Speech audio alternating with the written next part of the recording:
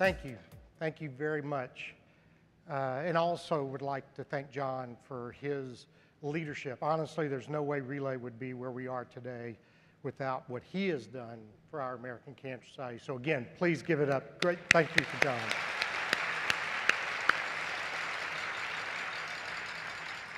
And I know I'm going to have to talk to my staff. I know I'm the new kid on the block, but who goes after Jeff Ross and Pat Flynn and John Sefrin? Hopefully, I won't mess this up too much, but thank you for being here. Welcome to Dallas, my home state of Texas. It's great to have you here, and I'm very proud to be your new National Vice President for Relay for Life.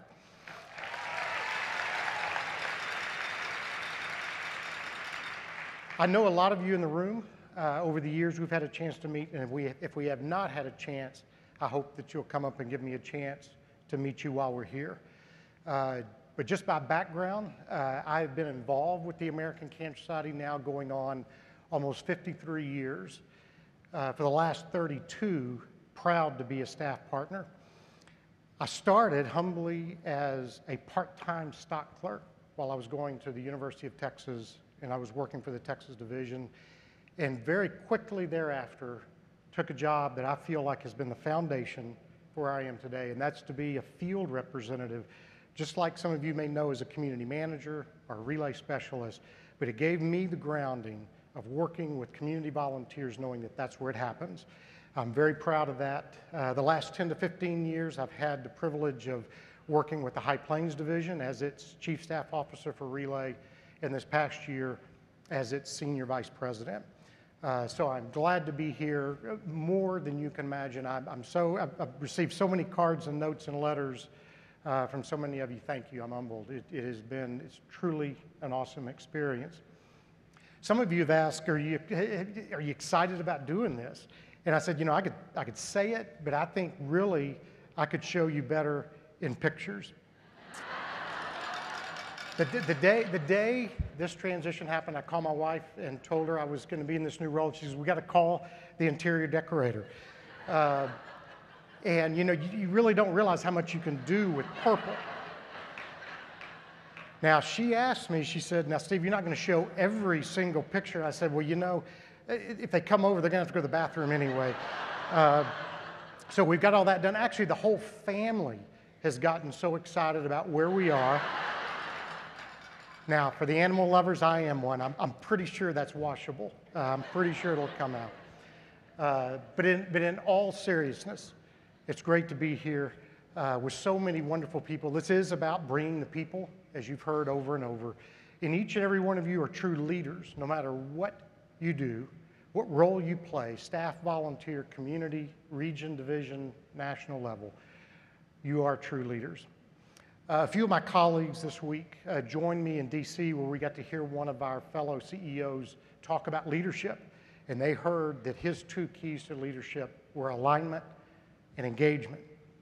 And I'll translate that into, I believe it's about surrounding ourselves with the best people, and maybe most importantly, empowering them to do their jobs. Empowering each and every one of us in this room to make Relay what it needs to be. And you all have that capability of doing that. And for that, again, we're so appreciative. Those of you who have heard me speak before know that I love to tell stories. Over the years, I've been blessed with so many letters from relayers around our division and even around the country. And if you've heard me speak, you know I like to share those. And I would like to close my remarks with sharing one of those with you this afternoon. This letter comes from a first-year relayer who penned this letter. Terry is her name. She penned this letter the Saturday morning after she got back from her relay. And she wrote this to the event chair.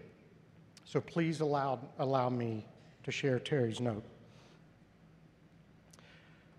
She says, my mama knew how to fix a cooking error of too much salt, how to grow any plant, and how to remove every possible stain from any fabric.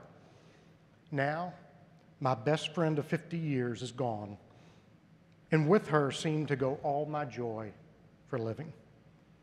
I could force a hollow smile, but there was a crater of loneliness no one could traverse, though friends and family surely tried.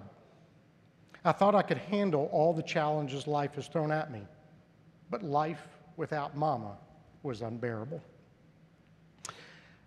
I didn't really know how Relay for Life was conducted, but I was not prepared emotionally for what I was about to experience. I became angry at people there as I thought, what are you so happy about? The announcer called those who had just started to battle cancer this past year onto the track. The 1 year, the 3 year, 5 year, up to 30+ year survivors lined up behind those just beginning the battle. There are moments that stay with you forever. One was October 20th at 8:58 p.m. when Mama died in my arms. The other was when the announcer told those just beginning the fight to turn around and look behind you, see what is possible. I laughed out loud at the paradigm shift. Cancer has always meant death, never surviving. After one lap, they called the caregivers onto the track to walk with the survivors. I didn't want to go. I didn't deserve to go. I was a failure. Mama had died. Lining the track, survivors' luminarias were labeled in honor of, and those who had died were labeled in memory of. Far too many labels were in memory. Tears blurred my vision till I could read no more. Over 360 flags flew in the center of the field representing lives touched by cancer. I stopped fighting the ache and I let the tears flow. I didn't know what to do with myself or where to go. I just stood in the middle of the field and cried for all the hurt that each sack represented. People walking past politely ignored my tears. Then quietly there was an arm around my waist and an understanding new friend by my side. For the first time in 9 months, I didn't feel alone. They really did know what this choking, debilitating void felt like. I finally wanted to connect with people, not withdraw, as I had since last October. Purposefully, I looked for the purple shirts to walk with each lap, to ask questions, to learn why they're smiling, to release the rage at Mama's death. I met a lady from Seattle, one from California, and a mother from Texas. I was shocked at the people that could not have touched my life just this past week if they had not survived. Many more people I recognized clad in the royal purple shirts roamed the field. These survivors were making a difference after cancer.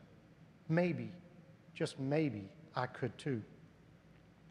During the Luminaria ceremony, the lights went down and the candles were lit. Mama's sack mistakenly said, in honor of, not in memory.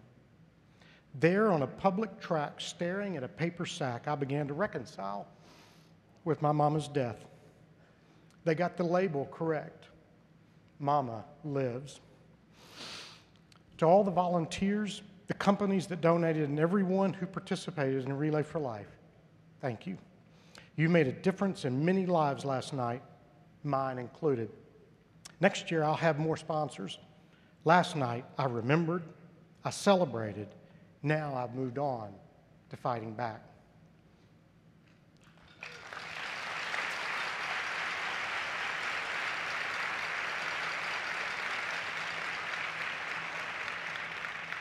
Terry's why we relay. And actually, the rest of the story, I had a chance to call the event chair after that event happened to talk about this. And the event chair told me that they almost didn't do the relay that year. The committee was tired. They couldn't get the teams excited. But for some reason, they had it. Think of what would have not happened for Terry if relay didn't happen. Ladies and gentlemen, this is what relay is all about. I thank you for what you have done, what you are doing, and what you will do. My name is Steve Zamzow. I've been a Relay for Life staffer since 1993, and I am extremely proud to be a part of Relay for Life 30 years strong. God bless you all.